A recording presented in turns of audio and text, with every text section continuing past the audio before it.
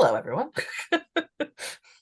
So I am recording this just so you know, but it mostly should just be the screen, and we're doing this for anybody who can't join us tonight. So thanks to all of you who are here. Looks like we have a good crowd right now.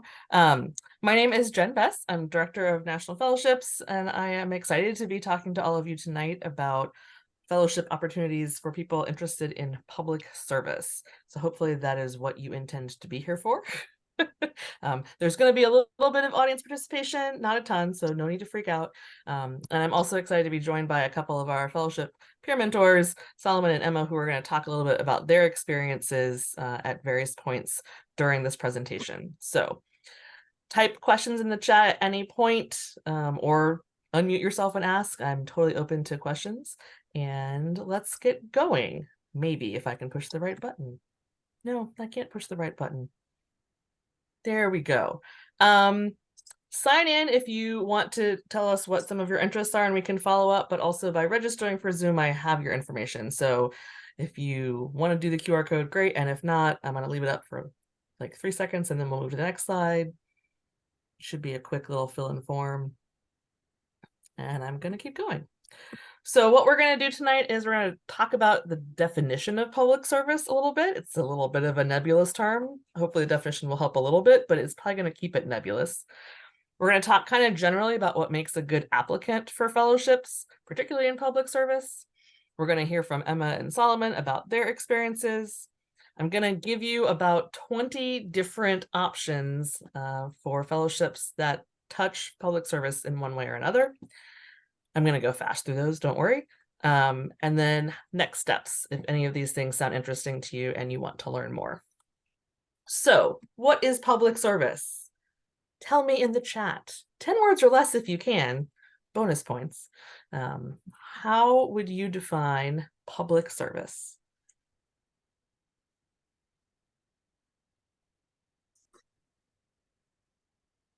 Not a trick question. No one knows. Oh, serving the general community. Doing work without compensation to benefit people. Dylan, have you done a little dictionary search there? Just kidding. Bettering the community. Excellent. Nope, you're just that good at definitions. Helping others. Excellent. Doing work that benefits the common good. All right, you guys are all on the right wavelength. So, and again, I guess I have to, there we go. Oh, I want to go back.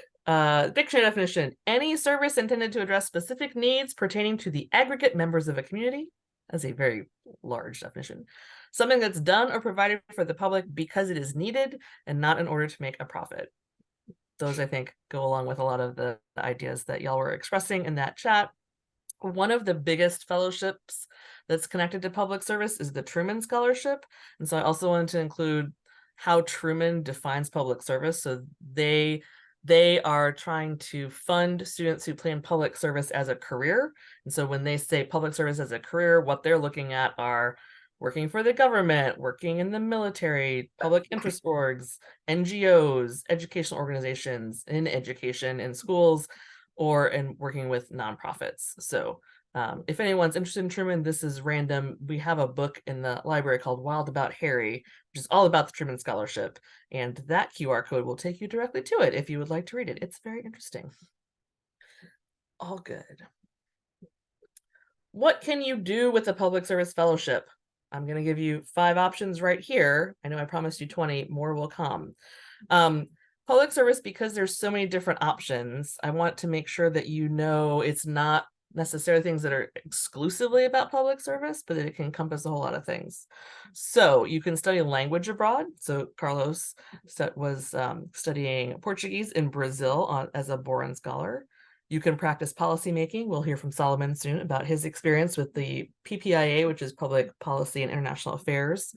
You can get your grad school funded. So Bennett Lunn was our most recent Truman Scholar, and so he got $30,000 for graduate school that he's using now for law school. Or you can join the Foreign Service, like Shamala's Glover. So Shamala's is actually a Foreign Service officer now after winning the Pickering Scholarship that funded her master's degree, and she's now served the U.S. as a Foreign Service officer in, I think she started in Oman, and then she was in Mexico, and now she's actually in Paris, which is a pretty sweet deal. So there's lots of different things you can do with fellowships, right? It's not just one thing. I love Venn diagrams. I'm kind of terrible at them. So this is my vague attempt at a Venn diagram. Public service in the center. It could involve international work. It could involve STEM, right? It's science is part of this too. It could be funding for undergraduate work in public service. It could be funding for graduate work. It could be in the US, domestic, and it also could just be for the summer. And some things can be multiple of these, right? So this can be kind of a hard fellowship topic to get your arms around, but ultimately I think it comes back to a lot of the things that y'all are putting in the chat about if you've got a heart for public service, right, you are trying to make improvements, you're trying to make things better or easier for a large group of people, let's say, right? So community service and public service can be used kind of interchangeably. But I think public service is slightly more expansive, right? So community is not necessarily a closed community, but it's a specific community, whereas the public is kind of like anybody. That's a very vague kind of distinction between that. Who makes a good fellowship applicant? Apparently, Harrison does. But we put Harrison on here because Harrison's quote about what he learned in applying to fellowships is that there's not a perfect applicant, right? So I'm not saying what makes a perfect fellowship applicant. I'm trying to help you understand what makes a good fellowship applicant. So why should you consider this? So part of it is getting to know yourself, but being able to express yourself. So in this case of public service fellowships, it's being passionate about public service, right? You care about this, you invest your time in it. If I ask you to show me proof that you are interested in public service, you have an activity or two that you can point to. Solid academics, particularly in area of focus. You do not have to be a 4.0 student to win a national fellowship. Solid academics means, are you learning and showing that you are mastering the things that are important in your particular field? Do you have the skills to do what you want to do? And so your academics should reflect that. Leadership experience is really great. This can look a lot of different ways. This might look like being the president of an organization. It may also look like you were just someone who noticed a problem and tried to fix it, right? So there's varying levels of leadership, but it's about seeing a problem and doing something about it and probably bringing other people along with you. That's kind of a big picture definition of leadership I would have. And so as you're considering a career in public service, leadership often goes hand in hand with this. So just think about ways to both build up leadership experiences in your own life, but also identify leadership experiences you may already have had. Resilience and follow through in the face of obstacles. Obstacles can be large and small. There's there's no preferred obstacle. I definitely would say that. But being able to demonstrate that you can continue working through obstacles can be a key part of what makes you a fellowship applicant, because these are competitive awards and you do have to kind of have the motivation to keep going. And I have a clear perspective on the world's biggest problems, right? So having some ideas and opinions of what needs to be changed and how that might work. It doesn't mean you have the answer, and it doesn't mean that that perspective or opinion changes or never changes or does change. But it is sort of having some clarity of where you are in the moment so that you can express that to other people through a fellowship application. I'm going to stop talking now and I'm going to kick it over. So see, Solomon, I said you had a lot less hair the last time I saw you. And then Emma. So Solomon was one of our 2022 PPI Summer Service Weekend scholars, and Emma McBride got the DoD Cyber Scholarship last year. I'm going to open it to the two of them to talk a little bit about how they found their fellowship, like what it is, what they did, what they learned, and also whenever you guys are ready, sort of at the end of that, if you want to take some questions, I'm good with that too. So you don't have to go in the order of the screen, but you can go whoever wants to go first. But you have to unmute yourself first. That's the rule. That's a fair point. I was going to say, Solomon, do you want to take it away? Yeah, I can go ahead and go. So my name is Solomon. I am a senior this year in the Honors College. I am creating my own major called Legal Ethics and Public Policy, and I am planning on going to law school next year. I'm in the process of applying for it. That's kind of where my public service lies in going to law school for the future. But Jen mentioned this a little bit, but last summer I was selected and I went through the application process for what is known as the Public Policy and International Affairs Program. They have several opportunities to apply for. Specifically, I applied for the weekend fellowship. So I was selected to go to the LBJ School of Public Affairs and Public Policy in Austin, Texas last summer. I was one of 38 people who got to attend. And kind of what Jen said, this weekend allowed me to meet young members from all around the nation about what public policy issues they were interested in. As we kind of touched on, public policy and public service reaches all sorts of different aspects. So there were students there who were interested in STEM related issues and environmental related issues. My main passion, and this is a big thing that I think is important with anything with public service, is having a passion. My big passion is in youth advocacy. So this is specifically related to the younger generation and empowering them with voices, whether that's education wise, whether that's legal needs or just public health needs. That was kind of my big passion. I interned at the Attorney General's office in the Internet Crimes Against Children division. So I got to see a lot of how children are affected, especially within our judicial system. And I saw some issues with that. So I thought that it would be good to kind of center around that. And that's kind of something that I was passionate for. So to tell you a little bit more about my fellowship experience, it was about a 3-day weekend in Austin, Texas, and every day was filled with workshops. We got to hear from all sorts of people around the American South. That's kind of what this fellowship experience was centered on, was emerging issues in the public sector within the American South and kind of the Midwest.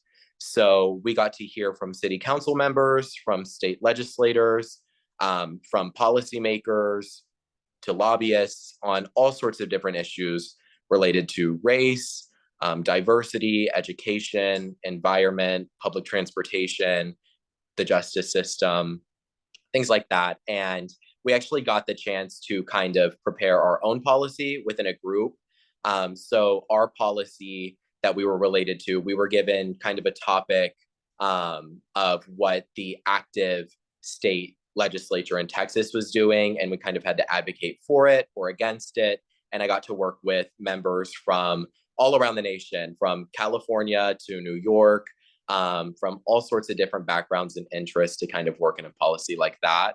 And although it was only a 4-day fellowship experience, which was fully funded, they flew us out, boarded us, fed us. It was fantastic. It really gave me brand new perspectives in emerging public policy issues, which are related to public service.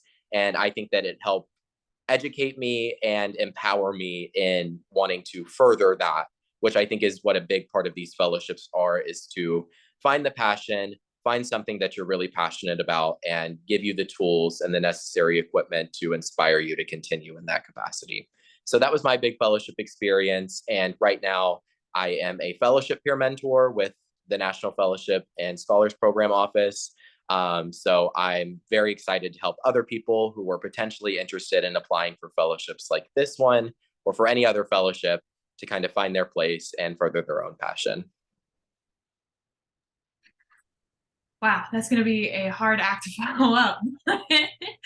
Okay, so a little bit about myself. I am a junior in computer science major with mathematics minor. I'm also in the Honors College, and I got the Department of Defense Cybersecurity Scholarship.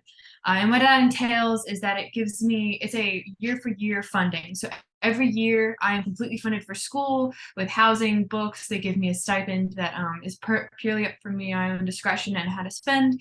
And then in return, I work a year for whatever agency hired me on. So I am hired for the Charleston Naval Information Warfare Center. Man, that's a mouthful. But that's the agency I was hired onto. And then every summer I'm going to be working with them and any other locations, whether it's in Charleston, they have some locations in Washington, other places in Virginia. And then I'm really aiming for the Spain one. That's the one I'm shooting for. The application process itself was relatively simple. It was an extensive tell me about yourself, what your interests are, and then there were 5 technical questions where you would give short essay answers about 3 paragraphs each. That really let you dive into why are you doing this? What do you know? What do you want to expand on? What that included is that afterwards I found out that I got it, and they flew me out to DC with all of the other applicants that got accepted, and we were able there for like a 2-day conference where they paid for everything. It was really nice to be able to talk to the other scholars. And everyone was so welcoming, and you also got to meet the person you're going to be working for after you graduate. This scholarship really gave me a better understanding of what I want to do because before this I was mainly focusing on like, oh, I need to afford bills, I can't even really think about graduate school at the moment, and now that entire door has just been thrown open and it's wonderful. I am so excited to pursue like a graduate degree after my bachelor's. And yeah, and most of this was possible because I only found out about the scholarship through a professor of mine who I'm really close with. I work on her research team, and I showed up to one of the meetings. She was like, "Hey, Emma, you should show up to this thing. I'm talking about the scholarship." And I was like, "Okay, whatever you say. I'm just gonna show up because you tell me to, but let's do this." And I show up, and lo and behold, she was like, "Hey, like this is what it is. This is the application. This isn't this." And I was already applying for the SMART scholarship and figured, why not? What's the worst that happens? They say no, and I move on with my life. And here I am, I guess less than a year later, able to talk to all you guys. But I would highly recommend this scholarship if you want to do the SMART, but you want to do something more cyber related. This is a really good option because the SMART scholarship is amazing, but this one really focuses and hones in those cybersecurity skills. In fact, actually, because I was accepted into this program, I'm also automatically accepted into a 30-week part-time internship program during the school year, where I'm able to do some capture the flag activities and a bunch of other certifications that I would not have been able to pay for otherwise. But yeah, please reach out to me if you're interested. Yeah, and I'll kind of touch on my application process because it was a little bit different. That's kind of what we all mean by there is no perfect applicant, because every fellowship, every application is different. Everyone has different passions, and there are just so many fellowships that you can go for. But with PPIA specifically, so it's Public Policy and International Affairs. I heard about it my freshman and sophomore year, but I was like, I can't go abroad. I don't want to do that. I didn't think that was interesting for me. And obviously I misunderstood what exactly this fellowship could provide for me. So I reached out and was part of the form that we had earlier. I was connected. I was emailed by Heidi in the National Fellowships office with this opportunity about a month and a half before the deadline for the application. And I looked into it, I researched it. The application for this was just 2 short essays related to what you're passionate about, what you plan on doing in public service. It didn't require letters of recommendation, so some of them are different in that regard.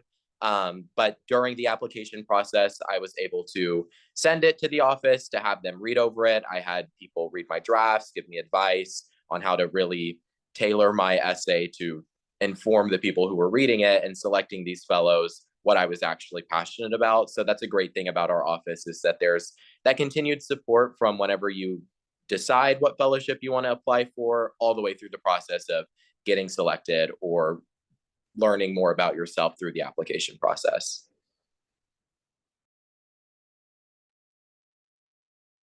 Awesome. Thank you both. That was a ton of wonderful information and just such interesting pathways and perspectives and what you can do. I was writing down, it was like a couple of things really stood out to me, that you both had really good experiences being part of a community of scholars, right? That like getting to meet other people with the interests that you have is a big benefit of these fellowships. The freedom that comes with funding, Emma, I mean, I think that you're not wrong, right? Like that relief of the burden, and just the importance of the encouragement that you receive from faculty and from your peers, and hopefully from our office, because that's why we're here and what we love to do. So I just really appreciate you sharing your experiences. Does anyone have any questions for Solomon or Emma right at this moment?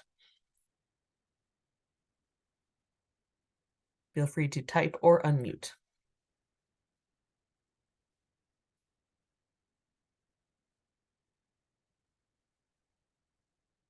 No. All right, well, be thinking. You'll have more chances to ask, but we will keep going at the moment. Perhaps, yes. So now hold on, because here we go. We have about 20 of these. I'm going to just give you kind of a quick overview of what these options are. If anything catches your fancy, you might want to write down the name of it and maybe do a little bit more investigation of it. I've got them grouped in kind of 4 different areas. I'm going to start with some short-term options. Yes, I'm starting with short-term options, which mostly are going to be summer. So we had a couple students this past summer and previous summers do the AEI, which is the American Enterprise Institute, and also the Hertog Foundation. Both offer summer programs with policy think tanks in DC. So these range from like a week-long program to a 4 to 5 week-long program where you again are gathered with a community of other students from around the country, sort of digging into what public policy is, often around a particular issue, doing some research. But these are funded programs, so getting yourself to DC and experiencing that. Humanity in Action is also a summer program. This is focused on human rights. Most of the placements are in Western Europe. They have started a program in Atlanta. I'm not sure what happened with that post-COVID. Hopefully they're bringing that back. But this is, again, you are actually part, in this case, of an international cohort that gathers together and digs into the history of human rights, particularly in Western Europe post-World War II. It's a funded summer experience, but then they also want you to do a follow-on project around a particular aspect of human rights that you're interested in once you get back to campus. You'll find that may not be an uncommon thing with fellowships, that they want to see you kind of continue to utilize what you've learned. As we heard from Solomon, the PPIA, so the Public Policy and International Affairs, there's actually 2 different types of programs, short-term programs here. So there's the weekend kind of program that he went. Yes, and so Dylan's question, you can receive scholarship and funding for all this. Yes, almost all of these I'm talking about are going to be fully funded, and if they're not fully funded, I'll try and tell you that they're at least partially funded for sure. So PPIA, you've got the weekend, but then there's also the Summer Institute, and so there's usually, I don't know, 5 or 6 different universities that host Summer Institutes each year, and so you can go there on slightly different topics, and you can apply to attend one of those. And then being an alum of those programs also gives you some additional funding options that open up to you for grad school. So if you were an alum of the PPIA Summer Institute, and you did the Carnegie Mellon program, and then you decided to go to Carnegie Mellon for grad school, you can get like a $10,000 scholarship. So there's some benefits to being alumni of these. SEALI is the Southern Educational and Leadership Institute. We've had a couple of students interested, and at least one do this.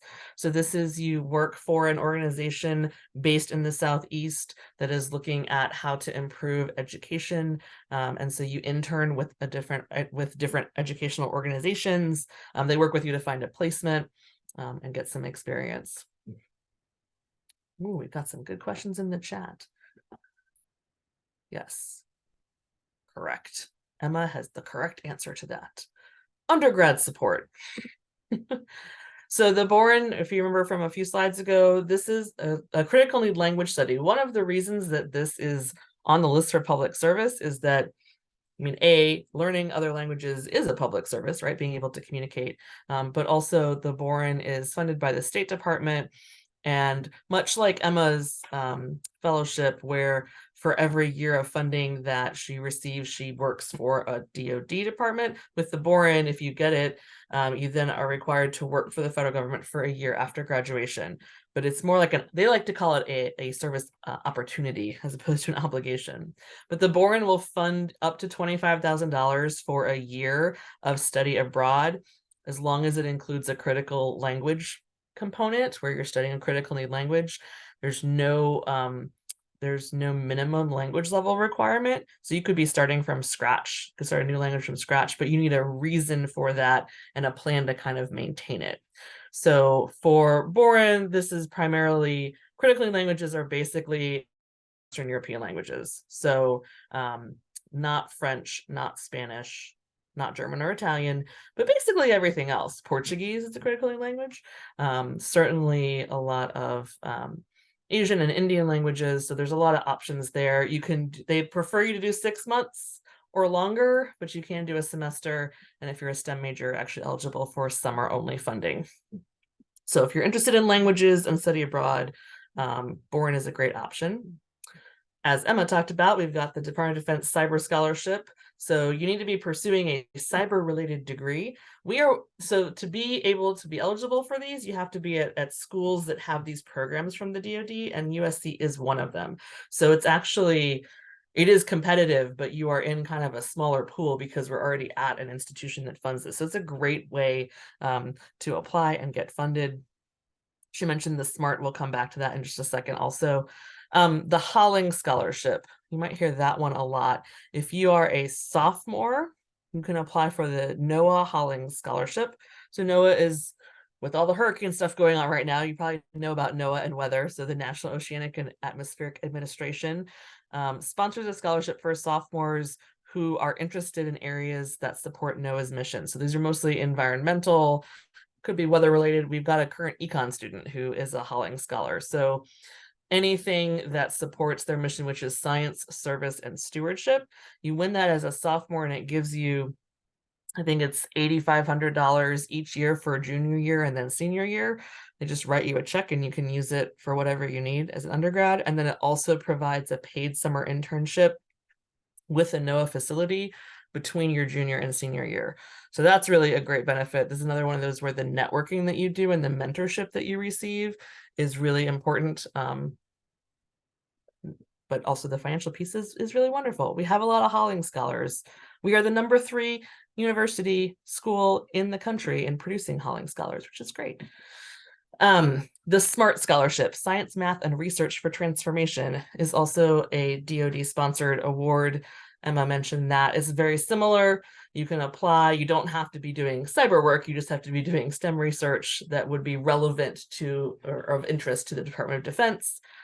And that one also has a service requirement where for every year of funding they would provide for you, you would work for the DoD as a civilian doing research. They also have some summer internships. So those two together.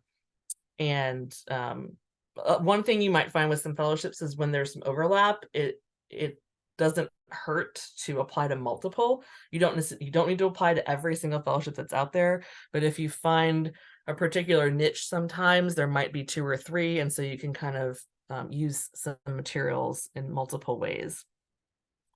Dylan's question about deadlines, yes. So we'll talk about our database with deadlines, but yes, that's all available. I will say briefly, fall is a major deadline season, but it's going to be probably more end of the semester.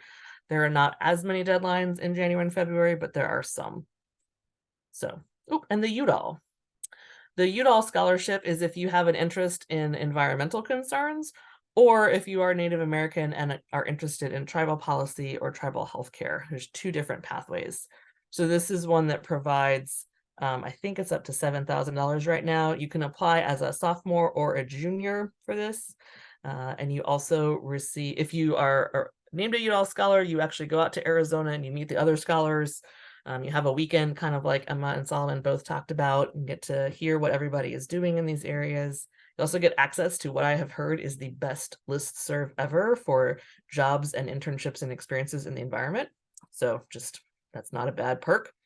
And that is the first one of these, I think, that I'm going to mention that is a nominated competition. So to apply for the Udall, you apply through our campus. We have a faculty committee that reads applications and then selects nominees that then get sent to the national level. So that's kind of a slightly more involved application process, but is one of the things that our office really focuses on supporting and running. Graduate school. I didn't ask what years you all were, so I don't know how far ahead you're thinking, but if graduate school is on the horizon now or in the future, there are a variety of options for fellowships in public service. So if the foreign service is something of interest, so this is serving as a foreign service officer for mostly the Department of State. The Payne Scholarship is actually for the USAID organization, and then there's also an IT foreign affairs. So there's lots of different pathways: Pickering Scholarship, the Wrangell Scholarship, the Payne Scholarship, the IT foreign affairs. All of these each of these would provide funding for a 2-year master's degree in an area that is going to be relevant to the Foreign Service, and then a direct pathway into the Foreign Service. You still have to pass the Foreign Service exam, but they provide support for preparing for that. And then you are required to serve as a Foreign Service officer for a certain number of years. But if you are interested at all in Foreign Service, these are great opportunities and pathways. The Wrangell actually has an earlier summer program. So if you're an undergrad and you don't really know what the Foreign Service is, or you'd like to explore it, they offer a summer program you can apply to as well. And then honestly, the Pickering and the Wrangell Fellowship applications are basically identical. So if you're applying to one, you should apply to the other. So as I mentioned, Shamala's got the Pickering back in 2014, but we have a Pickering scholar from last year who's going to be starting her grad work this year. So that's just a way to work for the federal government representing the US abroad in the Foreign Service. Different pathways. I threw these big awards on here because as an advisor, I advise for students who are looking at the Rhodes and the Marshall and the Mitchell and the Gates. So these are all competitions that fund graduate school in the UK or Ireland. So these are kind of the big names, right? So Rhodes is a graduate degree at Oxford. Marshall is any institution in the UK. Mitchell is any institution in Ireland. And the Gates Cambridge, no surprise, is a degree at Cambridge.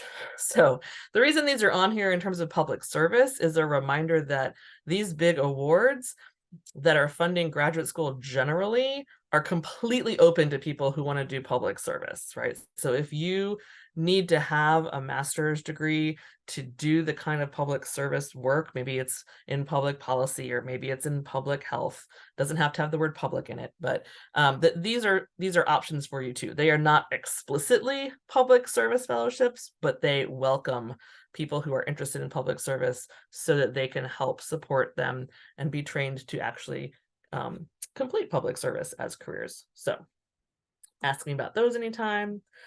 The Rotary Global Grant, so the Rotary International Foundation, you may have heard Rotarians if you've heard of them. They sponsor an award that funds 1 year of graduate school abroad in one of 7 areas of focus. So they're really interested in things like, and I used to be able to list them all, but I don't think I can anymore. They added the environment, community and economic development, basic education and literacy, child and maternal health, water and sanitation. I know I was going to miss some, but they'll come to me.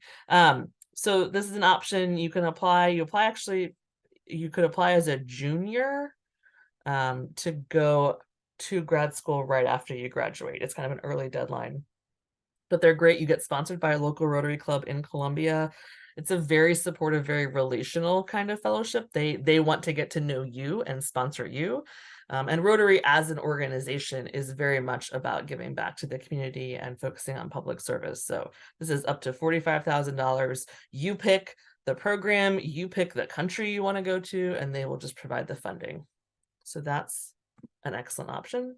And then Truman. So Truman is for graduate school. It provides $30,000 for graduate school, but you apply for it as a junior. So like the Udall Scholarship, Truman is a nominated competition on campus, and they are looking for what they call change agents. So they're really concerned with people who have demonstrated leadership skills, demonstrated commitment to public service, and a plan for graduate school and how they want to make change in the world in their career. So that is a great one to look at, kind of an involved process with the campus committee. I also the point person for that one, so please feel free to ask questions. Then postgraduate experience. This was kind of a different category that I threw on here because not everything leads to more school, right? Like a lot of this is, I mentioned public service, I want to go do things. I want to learn how to actually make the changes that I think are necessary to make the world a better place or the country a better place. So both the Congressional Black Caucus and the Congressional Hispanic Caucus offer fellowships for students to spend. I think the Hispanic Caucus does a 9-month and the Black Caucus does a 11-month program. So once you graduate, you can go spend that basically year in DC, interning and learning about policy and working on the Hill. That's funded. I will say the Congressional Black Caucus Fellowship, I think, is more well funded, but they both provide stipends to students. The Coro Fellows. This is an interesting program. So it's a 9-month program. There are 5 different cities that you can get placed in, and it's really about creating a cohort of people working in the field of public service. So they do a lot of mentorship. They do a lot of group work and networking and support. And so I don't know as much about that one, but I wanted to flag it. The Emerson Hunger Fellows, if you are interested in the public service arena of solving hunger, I think their goal is 0 hunger in the US. So this is a postgrad experience. It's 11 months. The first half of that, you are placed with an organization somewhere in the US. They have a variety of options you can choose from. If you do about 5 months there, then you have a small break, and then everyone is back in DC for the second set of 5 months to work on hunger policy in Washington, DC. Anybody interested in hunger? The FAO Schwartz. I kind of always dismissed this because I was like, oh, they're the toy people. But they actually have a really interesting fellowship that is 2 years post-graduation that is focused on social impact. And so they have a cohort that they support and again, do a lot of networking and training and are just interested in people who want to have a social impact in a lot of different areas. So the nice thing about public service is, sadly, there are a lot of problems in the world. And so there are a lot of things that need attention, and fellowships are trying to provide funding and training to make people better able to provide some of those solutions.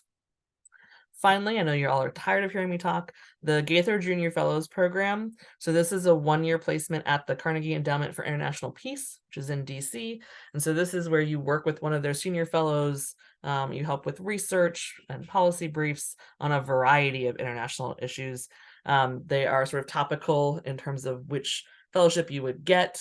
They do Asian studies and economic studies and Russian studies. They have a nuclear proliferation study. So there's a whole bunch of different topics you can apply to the specific program as a Gaither Junior Fellow.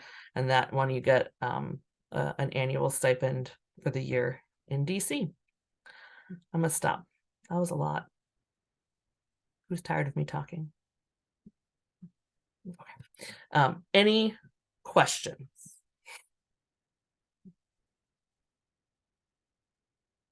Thank you to those who asked questions in the chat and answered them. I hope that from this you can kind of see that there are just a lot of different directions that you can take. Fellowships generally, the idea of public service. There's a balance with fellowships between using a fellowship to go more deeply into something that you know that you want to do, and or using a fellowship to try something out that you think you're interested in so that you can learn yes or no, right? So there's no bad choice here. There's just learning experiences, funded learning experiences. It's pretty great.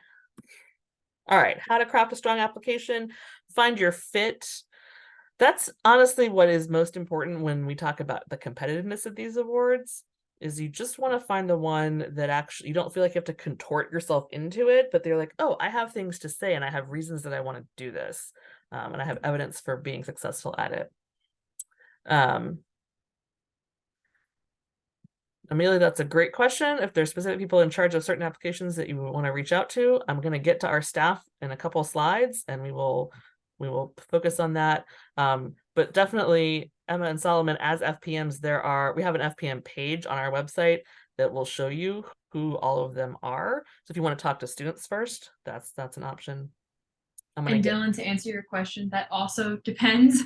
As much as I hate to say that, the SMART scholarship covers basically anything that falls under STEM, and then but other ones are like my cyber one. You have to be in like a computing major. So just depending on which one you look at, depends on what the requirements are. Yes. You'll find that our favorite answer to everything is it depends. But it's also why we exist. Like we exist to help you figure out how it depends. But you guys are asking the good questions. All right, find your fit, start early. Being at this session is a great place to be. Getting back on here, there we go. Grab coffee with Fellowship Peer Mentor. We do have a program where we will pay for you guys to go have coffee and a conversation so you can hear from them what it was like. Get to know your faculty. So not all fellowships, but many fellowships require letters of recommendation. And so taking the time to be strategic about getting to know your professors is kind of important. It doesn't mean you have to get to know all of them or be best friends with every faculty member you have in a semester, but sort of be strategic and make sure you do things like maybe go to office hours and just introduce yourself. Because not only are they going to be able to write you letters of recommendation, they can be really great mentors and they have really good networks and they've been students before too. And so they may have ideas of opportunities that you can tap into. So don't forget to utilize them. Depth over breadth. So it's not that you need to be doing 8 million things to be a competitive fellowship applicant.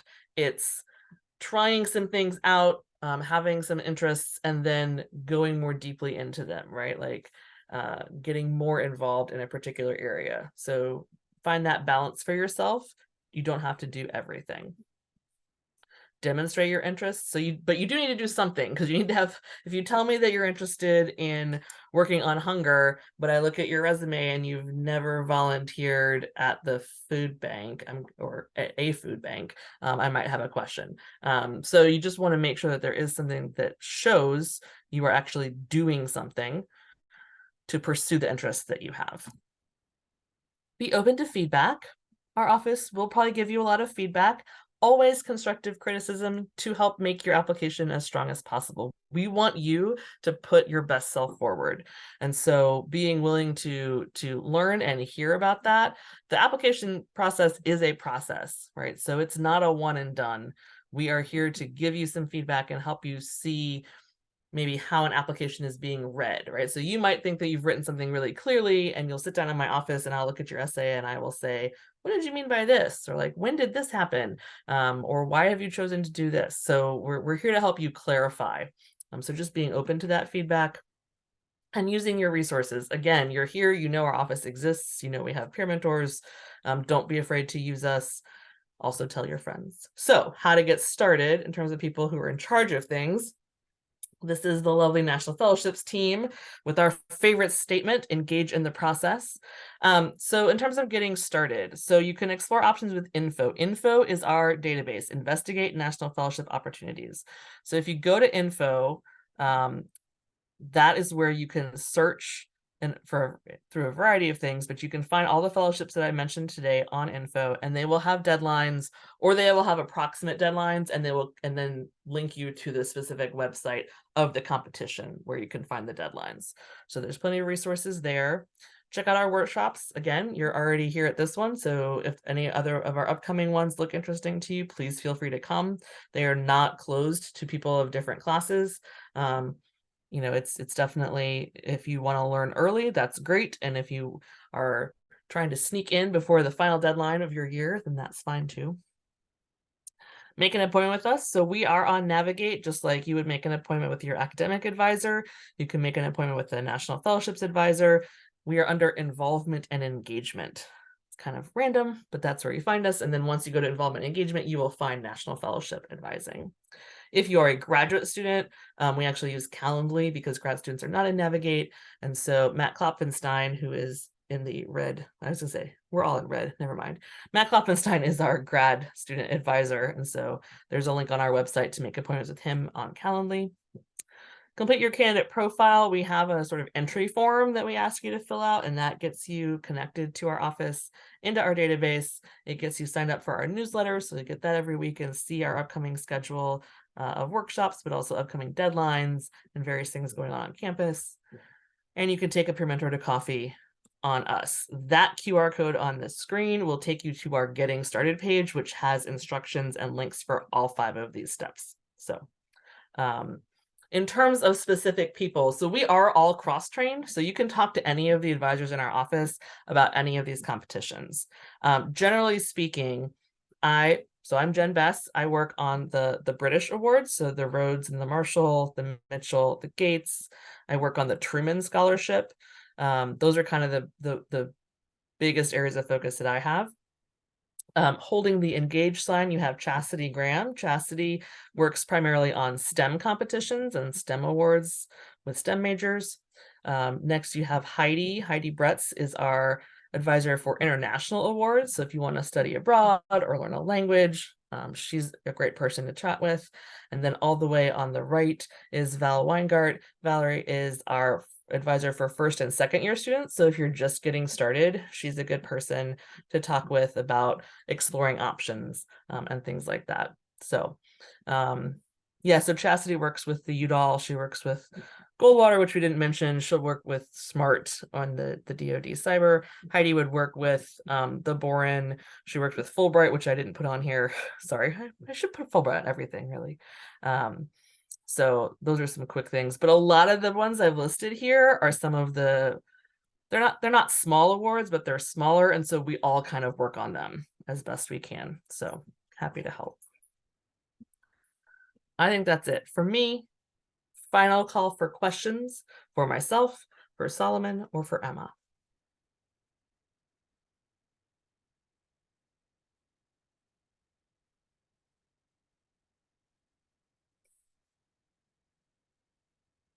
I mean, don't be shy. You missed the last meeting. The one on research. Oh.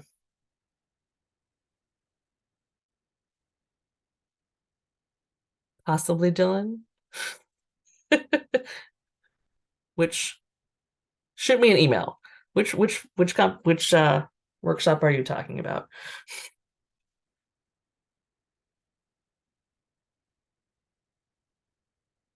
It's okay. I would say look at info and schedule an appointment and just come talk to us. Because really, like, the best, because fellowships are so particular, it's great to start at info and try and find things on your own. But then it's also by talking with us for us to either confirm, be like, oh yeah, that is a good fit, or like, oh, actually, what are you interested in?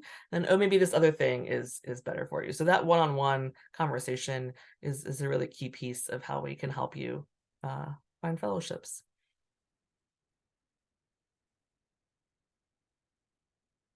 Sweet.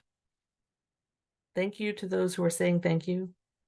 Feels redundant. I always feel like anyone else feel like they should write thank you notes for thank you notes? I do. I do too. I had to write thank you notes to all the people I worked with over the summer, and then they've sent me stuff back, and I was like, well, now I have to send them something back. Right? It's this never-ending cycle. Like, but no problem, no problem. All right, well, I am mindful of time. We are a little early, which is great, but I'm not going to hold everybody here. I appreciate everyone participating. Emma and Solomon, thank you so much. I really appreciate your time and your stories and your willingness to support students. It just means a lot to us and to them. So, Of course, I hope to see you all soon. all right. Yes, thank you guys. Have a good night, everybody.